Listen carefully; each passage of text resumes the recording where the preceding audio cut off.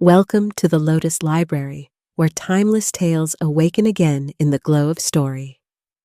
Today's reading, Chapter 1, Down the Rabbit Hole, from Alice's Adventures in Wonderland by Lewis Carroll, first published in 1865. Sit back, breathe deeply, and let the words open like a dream. The story begins.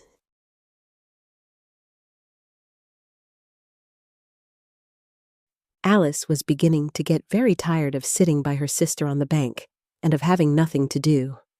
Once or twice she had peeped into the book her sister was reading, but it had no pictures or conversations in it. And what is the use of a book, thought Alice, without pictures or conversations? So she was considering in her own mind, as well as she could, for the hot day made her feel very sleepy and stupid, whether the pleasure of making a daisy chain would be worth the trouble of getting up and picking the daisies, when suddenly a white rabbit with pink eyes ran close by her.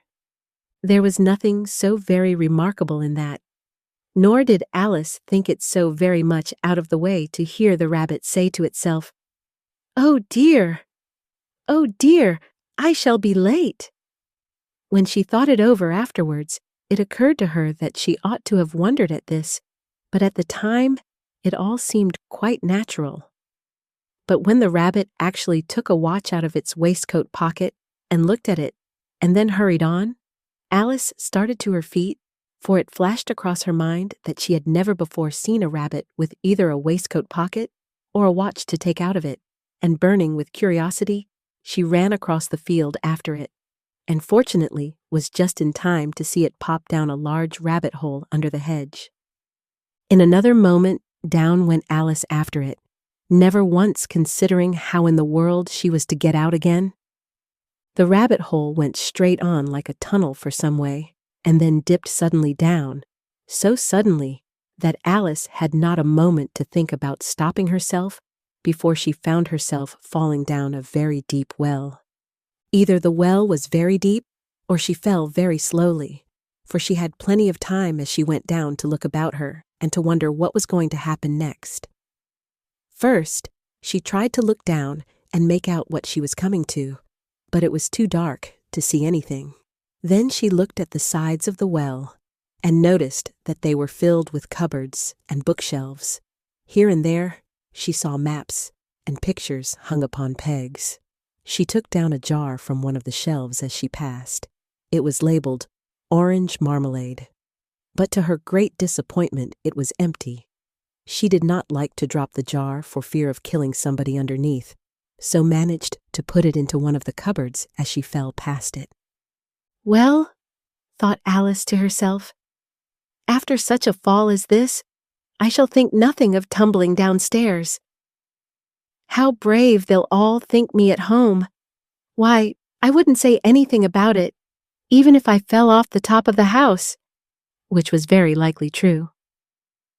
Down, down, down. Would the fall never come to an end?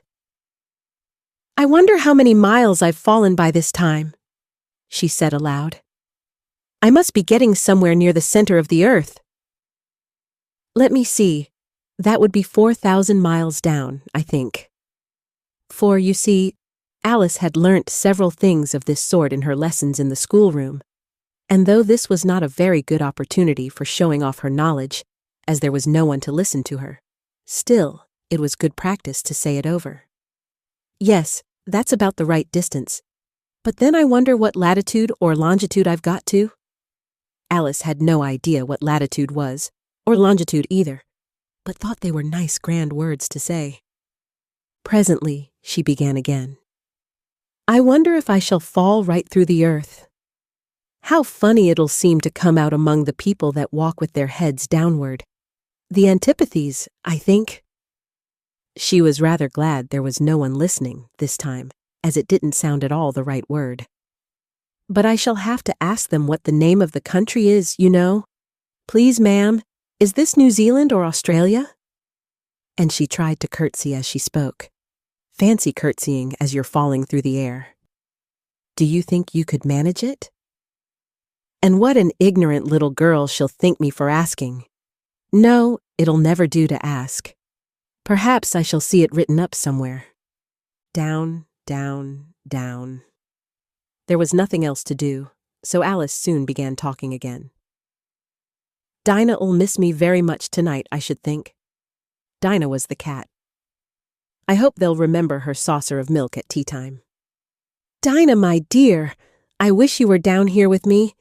There are no mice in the air, I'm afraid, but you might catch a bat, and that's very like a mouse, you know. But do cats eat bats, I wonder? And here Alice began to get rather sleepy and went on saying to herself, in a dreamy sort of way, Do cats eat bats? Do cats eat bats? And sometimes, do bats eat cats? For, you see, as she couldn't answer either question, it didn't much matter which way she put it. She felt that she was dozing off and had just begun to dream that she was walking hand in hand with Dinah and saying to her very earnestly, Now, Dinah, tell me the truth. Did you ever eat a bat? When suddenly, thump, thump, down she came upon a heap of sticks and dry leaves, and the fall was over. Alice was not a bit hurt, and she jumped up onto her feet in a moment. She looked up, but it was all dark overhead. Before her was another long passage, and the white rabbit was still in sight, hurrying down it. There was not a moment to be lost. Away went Alice like the wind, and was just in time to hear it say, as it turned a corner, Oh, my ears and whiskers, how late it's getting! She was close behind it when she turned the corner, but the rabbit was no longer to be seen. She found herself in a long, low hall, which was lit up by a row of lamps hanging from the roof. There were doors all round the hall, but they were all locked, and when Alice had been all the way down one side and up the other, trying every door, she walked sadly down the middle, wondering how she was ever to get out again. Suddenly, she came upon a little three-legged table, all made of solid glass. There was nothing on it except a tiny golden key, and Alice's first thought was that it might belong to one of the doors of the hall. But, alas, either the locks were too large or the key was too small. But at any rate, it would not open any of them. However, on the second time round, she came upon a low curtain she had not noticed before, and behind it was a little door about 15 inches high. She tried the little golden key in the lock, and to her great delight it fitted. Alice opened the door and found that it led into a small passage, not much larger than a rat hole. She knelt down and looked along the passage into the loveliest garden you ever saw. How she longed to get out of that dark hall and wander about among those beds of bright flowers and those cool fountains. But she could not even get her head through the doorway. And even if my head would go through, thought poor Alice, it would be of very little use without my shoulders. Oh, how I wish I could shut up like a telescope. I think I could, if I only knew how to begin. For you see, so many out-of-the-way things had happened lately that Alice had begun to think that very few things indeed were really impossible. There seemed to be no use in waiting by the little door, so she went back to the table, half hoping she might find another key on it, or at any rate a book of rules for shutting people up like telescopes. This time she found a little bottle on it. Which certainly was not here before, said Alice. And round the neck of the bottle was a paper label with the words, Drink me, beautifully printed on it in large letters. It was all very well to say, Drink me, but the wise little Alice was not going to do that in a hurry. No, I'll look first, she said, and see whether it's marked poison or not, for she had read several nice little histories about children who had got burnt and eaten up by wild beasts and other unpleasant things, all because they would not remember the simple rules their friends had taught them, such as that a red-hot poker will burn you if you hold it too long, and that if you cut your finger very deeply with a knife, it usually bleeds. And she had never forgotten that, if you drink much from a bottle marked poison, it is almost certain to disagree with you sooner or later. However, this bottle was not marked poison, so Alice ventured to taste it, and finding it very nice, it had in fact a sort of mixed flavor of cherry tart, custard, pineapple, roast turkey, toffee, and hot buttered toast. She very soon finished it off.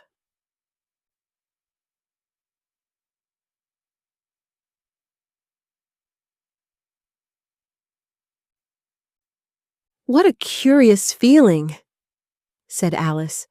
"I must be shutting up like a telescope." And so it was indeed.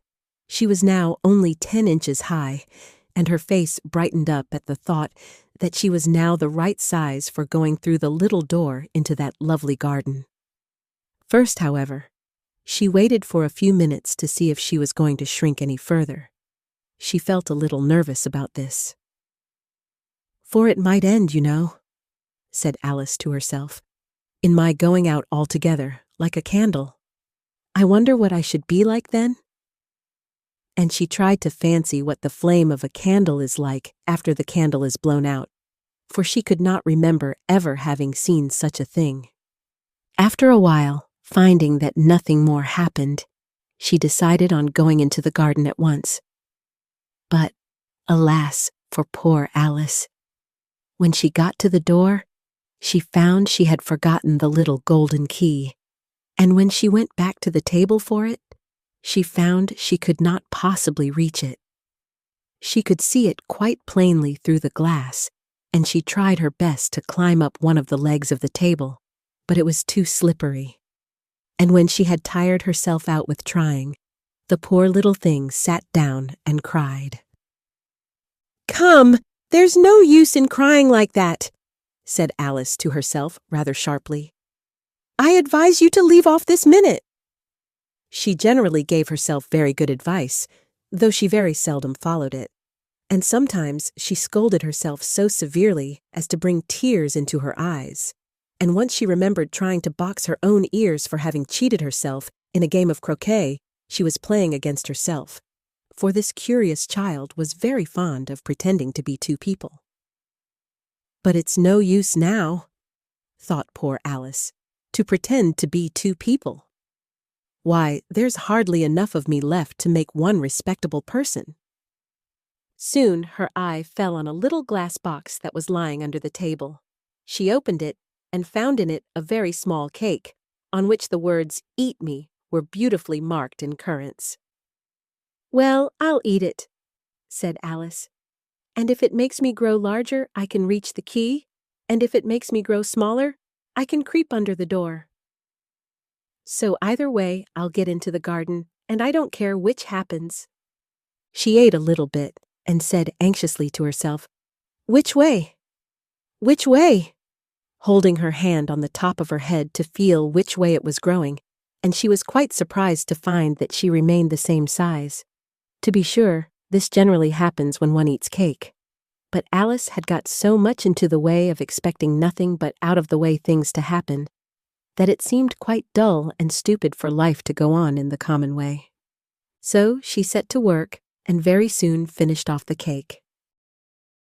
Thank you for listening to the Lotus Library.